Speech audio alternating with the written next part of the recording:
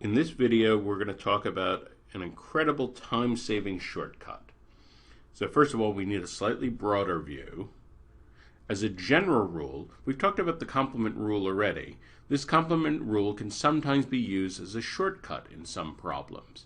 In some of the later videos, we'll talk about this more broadly, using the complement rule as a shortcut.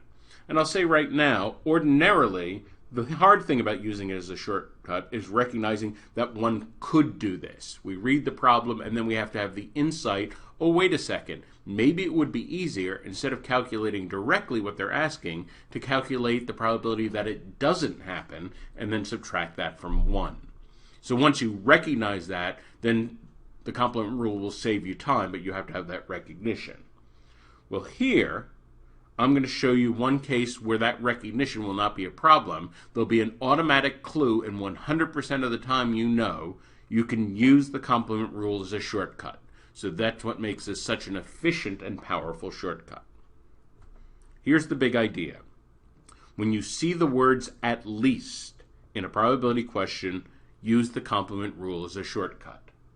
Now, in particular, whenever the words "at least" appear on the test, it is almost always part of the phrase "at least one."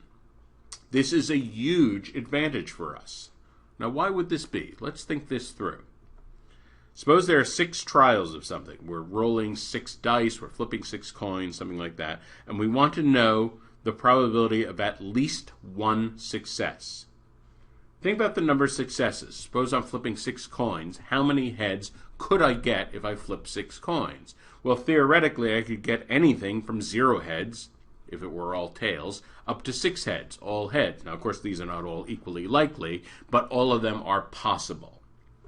So, what would be the set at least one? So, at least one would be 1 or more. All of these are at least 1. We could say this box here, that's the set at least 1. Well, what's the complement of that set? What's the part of the set, the whole set, not included in that box? Well, of course, the complement of that is just 0. And that is always the only case that is not included in the phrase "at least one." So this is a huge idea. The complement of at least 1 is none. And therefore we can say the probability of at least one success is the probability of 0 successes.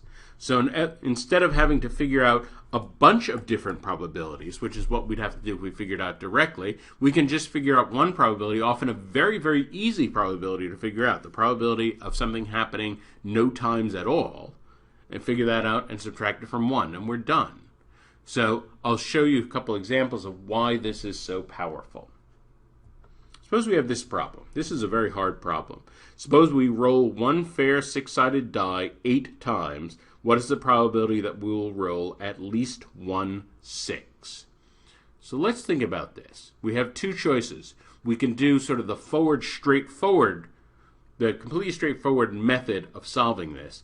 And as you'll find, that route will be very, very time consuming. Or we can use the shortcut. So first, just so you appreciate how much time we will save, I'm going to show you this more lengthy, straightforward method, so just so you get an idea of what's involved with this.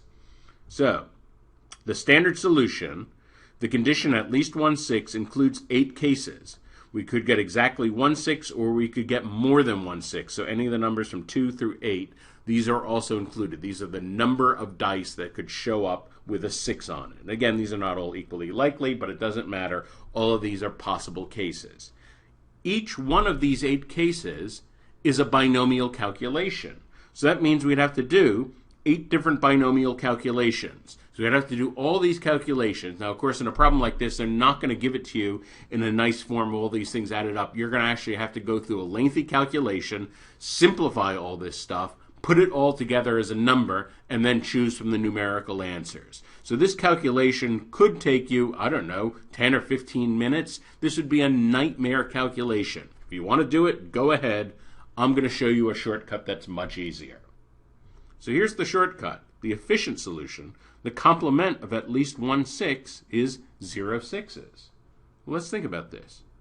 Probability of not getting a 6 on one roll is 5 over 6. The probability of that happening, of getting not a 6 8 times, is 5/6 to the 8th. And so the probability is 1 minus 5/6 to the 8th. Now you may have to calculate this, but it may well be that if it's a smaller number, of course, that you will calculate it. But something like this, 5/6 to the 8th, they're probably not going to ask you to calculate that. They're probably just going to write the answer in this form, 1 minus 5/6 to the 8th. So if you did it the forward way, you'd have to realize that you could simplify that whole mess down to something as simple as this. But it turns out the way we did it here, this efficient solution, we got there with almost no calculations. In other words, this was just a ridiculously easy way to get to an answer here. So, in summary, I will say, whenever you see the words at least in a probability problem, and especially when you see the words at least one, then you know automatically that the shortest and most efficient solution will be using the complement rule, using the fact that the complement of at least one is 0. Now again, in future videos, we'll talk about using the complement rule in more complicated scenarios. In the other scenarios where it would be a shortcut, there's going to be a problem of recognizing it.